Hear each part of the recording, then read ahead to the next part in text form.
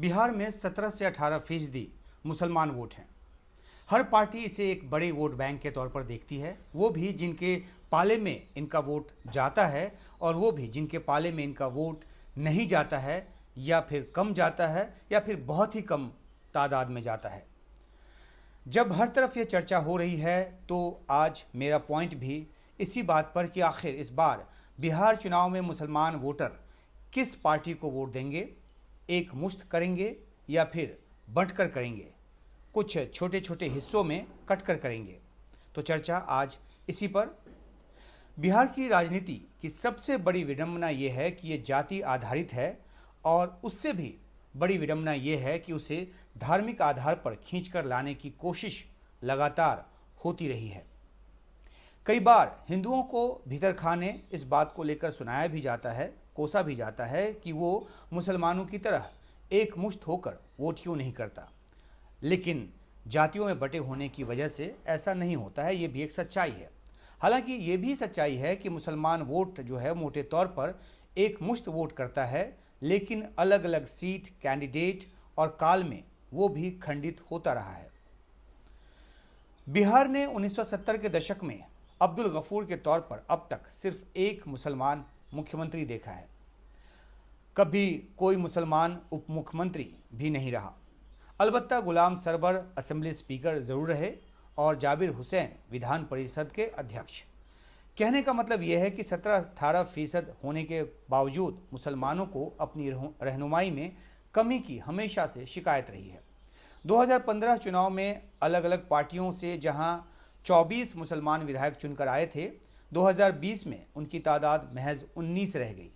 और पिछले करीब साढ़े तीन दशकों के इतिहास पर नज़र डालें तो 1990 के दशक में लालू यादव एक नया चुनावी समीकरण लेकर आए थे, MY समीकरण, यानी कि मुस्लिम यादव समीकरण। मुस्लिम और यादव मिलाकर बिहार में 30 से 32-33% के ऊपर वोटर हैं। 90 के दशक में लालू यादव को सत्ता में लाने और दोहराने में इस समीकरण ने बड़ी भूमिका निभाई।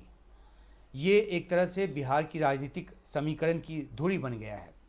आज भी आरजेडी की कामयाबी का यही बेस है। ये अलग बात है कि अलग अलग जातियों और वर्गों को साधने की कोशिश में जिस तरह से तमाम दूसरी पार्टियां रहती हैं, आरजेडी भी उसमें जुटी हुई है।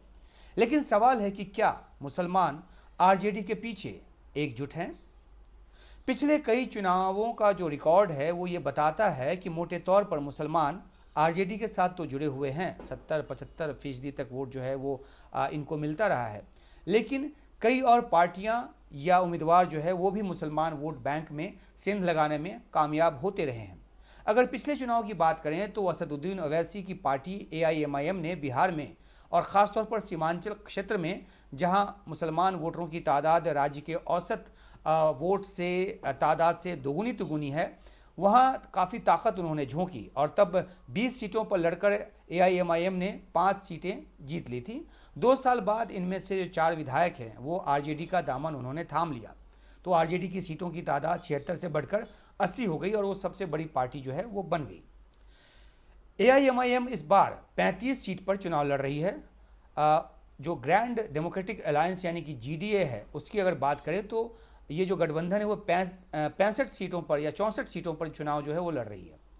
AIMIM ने सीमांचल के साथ साथ इस बार मिथिलांचल में भी कई सीटों पर अपने उम्मीदवार दिए हैं। आंकड़ों के मुताबिक बिहार की करीब जो 70 सीट हैं उस पर मुस्लिम वोट जीत और हार में जो मुसलमान वोट हैं उनकी सीधी भूमिका रहती है।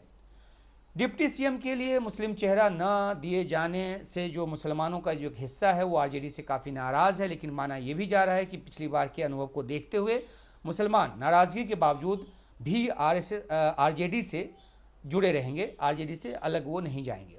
हालांकि AIMIM फिर से कुछ सीटें निकाल लेंगी और करीब 10 से 15 सीटों पर आरजेडी को नुकसान पहुंचाएगी, ऐसा अनुमान भी लगाया जा रहा है। इस बार एक और खिलाड़ी जो है वो मैदान में ताल ठोक रहे हैं, उनका नाम है प्रशांत किशोर और इनकी पार्टी जनसुराज जो है उसने 21 सीटों पर अल्पसंख्यक उम्मीदवार उतारे हैं। प्रशांत किशोर कुरान में लिखी बातों की दुहाई देकर, शिक्षा संबंधी बातों की दुहाई देकर मुसलमान वोटरों को लुभाने की कोशिश में जुटे हैं।